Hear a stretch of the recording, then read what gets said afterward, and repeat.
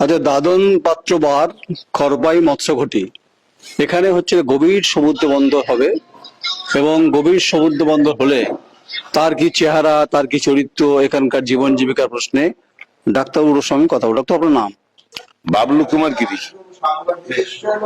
এই যে দাদন পাত্র বার যে, তো খরপাই যে মৎস্যঘটি যেটা হবে, এখানে যারা মৎস্যজীবী জীবিকার সঙ্গে যুক্ত আছেন, এদের একটা বিষয় আছে, এদের পুনর্বাসনের ব্যাপার আছে, এরা কিভাবে থাকবে সেটার ব্যাপার আছে, এবং সরকারের ভাবনা চিন্তা কি? বিষয় হচ্ছে, মুখ্যমন্ত্রী আমাদেরই ঘরের ছেলে, আমাদেরই পরিবারের ছেলে, মানবিক মুখ্যমন্ত্রী। আমরা চাইব বন্দর হলে এখানকার যুব সমাজ উপকৃত হবে, কর্মসংস্থান হবে, উন্নয়নও হবে।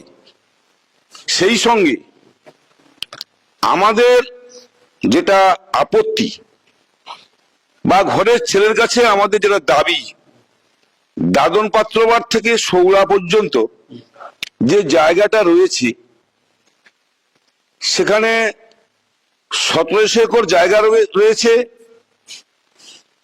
যেটা হচ্ছে সরকারের অধিগ্রহণে। তাছাড়াও প্রায় 3000 একর জায়গা রয়েছে যেখানে মানুষ বসবাস করে না, মাছ চাষ হয়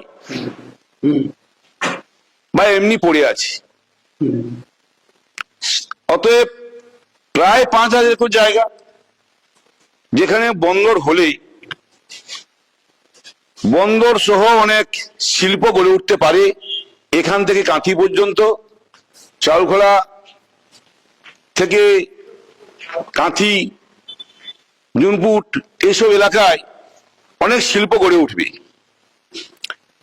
কিন্তু যে জায়গাগুলোয় মানুষ বসবাস করে আছে, বিশেষ করে শৌলা ব্রিজ থেকে দাদন পাত্রবার খুঁটি পর্যন্ত 3টে মৎস্য খুঁটি রয়েছে, যেখানে কয়েক হাজার মৎস্যজীবী জীবিকা নির্বাহ করছে, সমুদ্রে মাছ ধরে কৃষি চাষ হচ্ছে, মানুষ বসবাস করে আছে।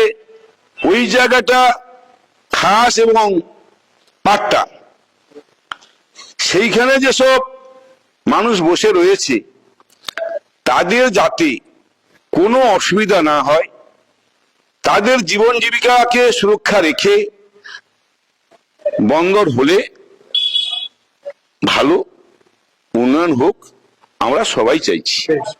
এই যে যে খাস জমি যেটা বলছেন, যেখানে বসত বাড়ি রয়েছে, যারা বসবাস করছে, একটা বন্দর করতে গেলে তো স্বাভাবিকভাবে সামগ্রিকভাবে গোটা এলাকাকে নিতে হবে। আপনারা বলছেন বাসস্থান থাক, ঘরের ছেলে বোধ আস্থা থাক, এবং আপনারা বলছেন যে গভীর সমুদ্র বন্দর হোক, এটাও থাক। আবার 5000 যে পরিবার যারা যারা ছোট ছোট নৌকা করে কাজ করে, সেটাও থাক। তাহলে সলিউশনটা কি দাঁড়াচ্ছে? সলিউশন হচ্ছে, জটিল অবস্থার মধ্যে আছে, কিন্তু গোটা বিষয়টা জটিল অবস্থার মধ্যে ঘুরপাক খাচ্ছে। আমাদের সাথে এই বিষয়ে কোনো আলাপ আলোচনা হয়নি। আমাদের বিধায়ক সাহেব রয়েছেন চন্দ্রশেখর মন্ডল মহাশয়, উনার সাথে আমরা কথা বলেছিলাম। উনি বলেছিলেন এই বিষয়ে আমাদের কোনো আলোচনা হয়নি, যখন এইসব আলোচনা হবে তখন আপনাদের সঙ্গে পরামর্শ করেই কাজটা হবে, কি করলে কি করা যাবে। আমরা সেখানে আপত্তি রেখেছি আমাদের এখানকার সংগঠনের পক্ষ থেকে,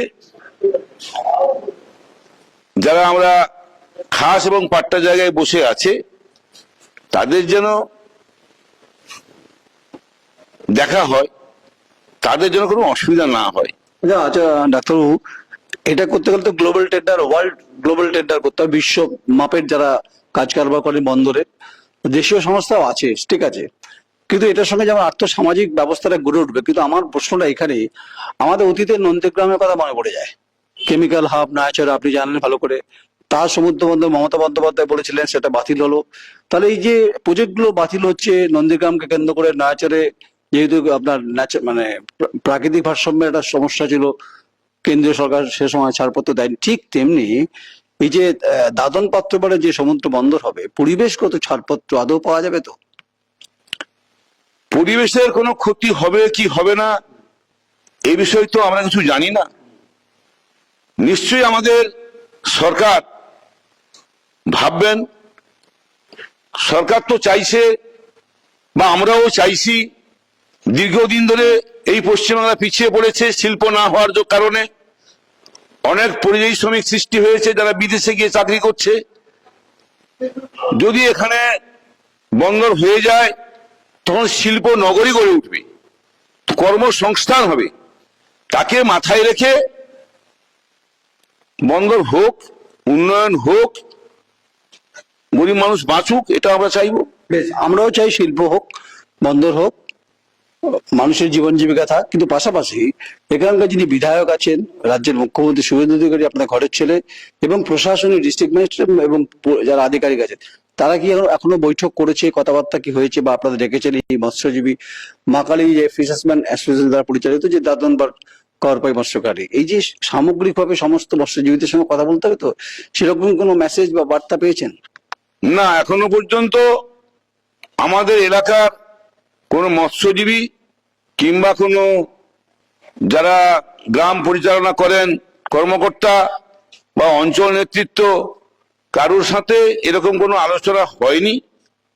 বিধায়ক পর্যায়ে মন্ত্রী মহলে আলোচনা হয়েছে।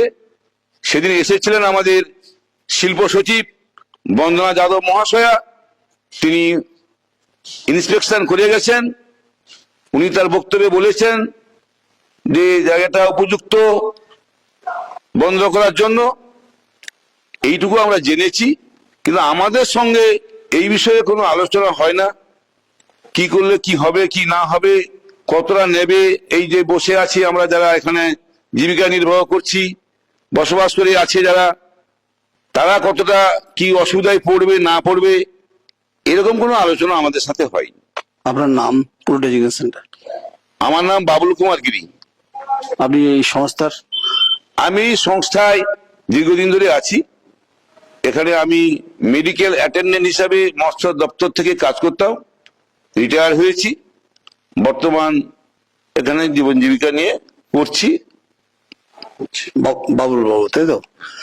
আচ্ছা, যে উনি হচ্ছেন এখানকার চিকিৎসা স্বাস্থ্যের সঙ্গে যুক্ত, যিনি এখানকার যে যারা কাজকর্ম করেন মৎস্যজীবী তাদেরকে দেখেন, বাবুল বাবু। এবং ওনার প্রশ্ন আছে অনেক, যে এখানে যারা মৎস্যজীবী যারা করে মেহনতি মানুষ, যারা খাস জমিতে বসবাস করে, তাদের সঙ্গে এখনো সরকারি লেভেলে সে অর্থে কথা হয়নি।